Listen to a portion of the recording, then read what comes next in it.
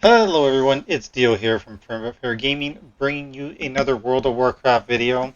Today we are taking a look at the Arms Warrior for the pre-patch before the War Within and the new talent points that we'll be using heading into there and for our leveling experience.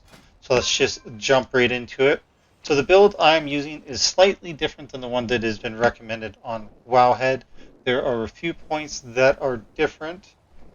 So the one thing that I will cover, or I guess I'll just point out the main differences here. So on the left-hand side, a lot of people or Wowhead recommend speccing into the Rumbling Earth for the increased shock wave distance, as well as its ability to reduce its cooldown when it hits 3 targets. I personally prefer going into the honed reflexes, so for lower cooldown on Die by the Sword, as well as Pummel, Spell Reflection, and Stormbolt. So that just helps bring kicks up much quicker, as well as Die by the Sword when in higher keys. So that is what I'm trading out there. Additionally, I prefer the sidearm versus the barbaric training. I find that I get slightly more damage out of the sidearm, at least when I compare it to two builds. They're fairly close for these 2 points, but the sidearm I did find I netted out just like a little bit further ahead. It wasn't the main difference in the build for the DPS output, so this one is kind of negligible in my opinion, more of a preference. But like I said, I did find more of a DPS with the sidearm. And then additionally, instead of speccing into the two-handed weapon specialization, I have used that to pick up the Blade Master's Torment here. So when we activate Avatar, it gives us sweeping strikes. And while it's active, it also reduces our cleave by 1.5 seconds. So we can basically use it every other GCD during Avatar. On the right hand side, we have a little bit more of a different variation.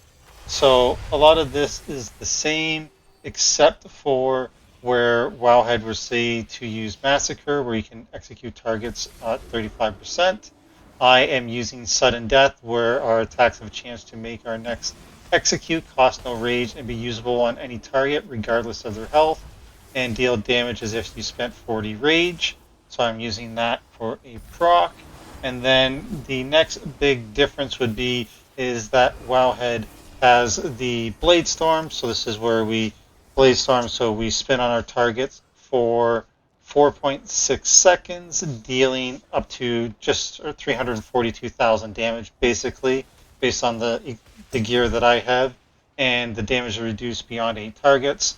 I actually don't like that. I prefer using Ravager. So I know Ravager is only 225,000, and that damage is dealt over 9 seconds. You're mainly using it at the start of a pull on the big pulls. So basically, the trade-off in the damage is that while we are spinning in Blade Storm for 4.6 seconds, that is 3 GCDs basically. So all we need to do is hit for basically, what is that? We got 340 minus 225, so 115,000, 116,000 damage in 3 GCDs. If we cleave for more than that, which we most likely will, we're going to be ahead in DPS.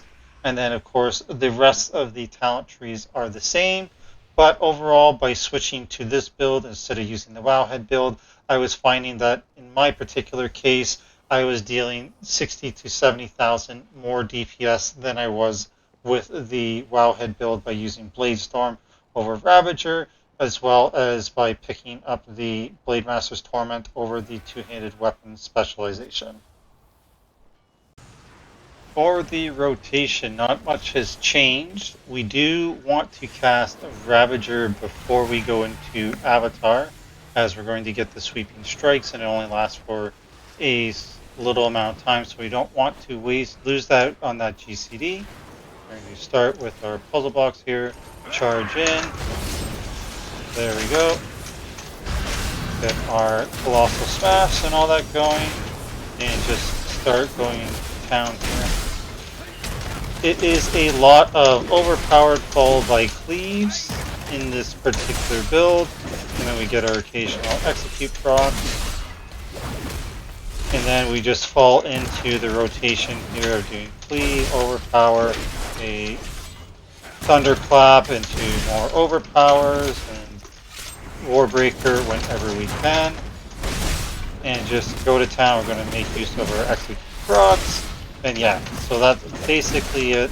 And then got to make sure to use our Ravager when it's back off CD. So as you can see, we're doing 1.28 or so million right now.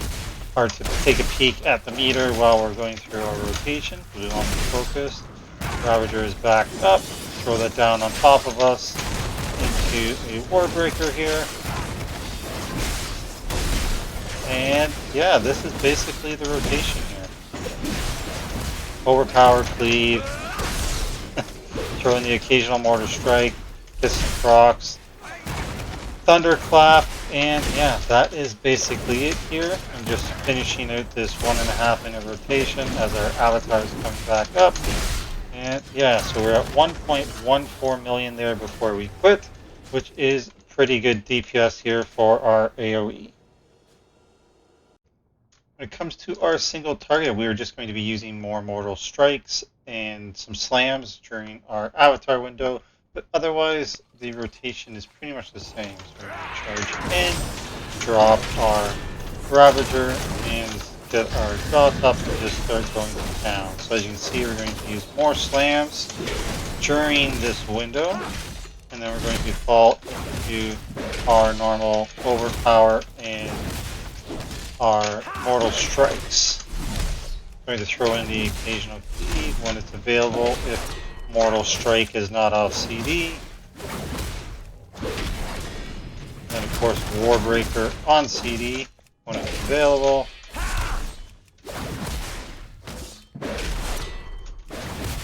And that is basically that. We're going to manually apply Rend as opposed to thunderclapping.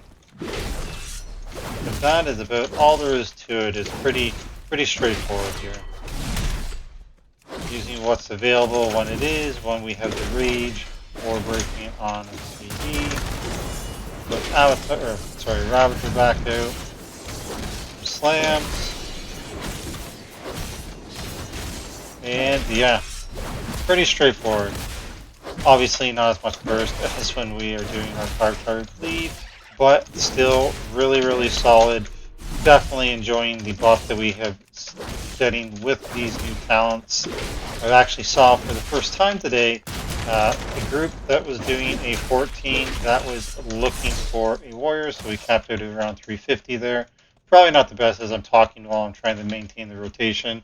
And it is a little bit different than what we're used to. But yeah, I actually saw groups advertising for warriors, which is pretty abnormal considering we typically don't get any love on weeks where there's incorporeals to deal with. So that was nice to see and looks promising for the rest of the season here, as well into the leveling and hopefully into Season 1 in the War Within. So that is all I wanted to cover in this Mythic Plus kind of guide. We will be doing a look at Fury, so that will be coming in a day or so. If you have any questions or comments, please let me know below. I'll be happy to answer those. As always, we appreciate likes, shares, and subscribes, so please click those buttons. And until next time, I hope you're enjoying World of Warcraft, and I hope you're looking forward to the War Within, just like I am.